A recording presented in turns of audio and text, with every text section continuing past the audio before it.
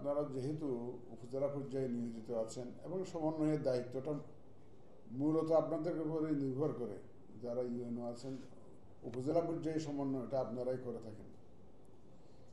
সুতরাং নির্বাচনের সময়ও এই সমন্বয়টা খুবই জরুরি।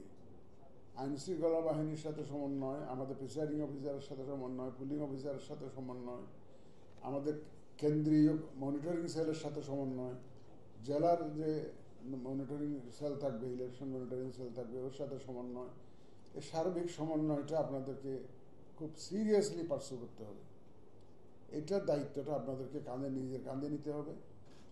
যে কোনো ক্রাইসিস হলে please try to address the crisis and nip it in the bird.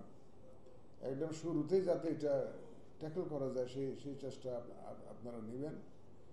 এবং আমাদের ব্রিগেডিয়ার সাহেব বলেছেন যে ওই মোবাইল ম্যাজিস্ট্রেসি অনেক সময় ঘটনা তারা যায় হয়তো when everything is over, সব কিছু শেষ হওয়ার পরে তখন দেখবেন যে আর কেউ নাই, সবাই মারামারি করে ভোটের কেন্দ্র দখল করে, বাক্স দখল করে বাড়ি চলে গেছে, আর আপনি গিয়ে হাজির হলেন। সেটা যাতে না হয় এটা আপনাদেরকে এনশিওর করতে হবে। আমাদের ব্রিগেডিয়ার সাহেব একটা কথা বলেছেন যে we will not bend to any pressure.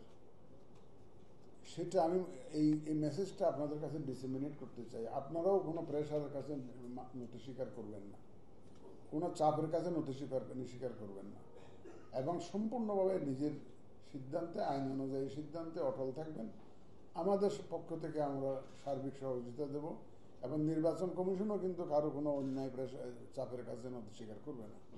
কারণ আমরা আপনাদেরকে অন্যায় কোনো আদেশ দিব না, অন্যায় কোনো হুকুম দিব না।